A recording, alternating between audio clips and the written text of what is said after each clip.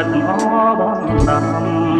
រលទន្លេក៏ក្រំទួញយំឲ្យជ្រំនឹងកម្មវិសា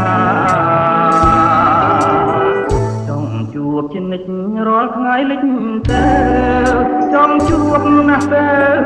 លងលងឥឡូវនៅតែប្រាថ្នាមិញតឹងទូងចិនខ្លោចថា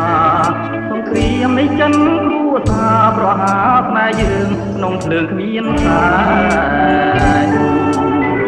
ទួងខ្នងច្រវាំងដាំងបងយ៉ាងណា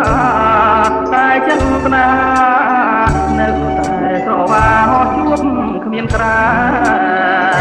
ងស្លាប់ទៅគ្របចងឲ្យអងចំបានគ្មានខ្លាចទេដាវលំតែងតាតែងជាថ្មីជួបគ្នាណាពេលជួបរាល់ថ្ងៃលិចឲ្យភ្លេចមិនបានទូកដ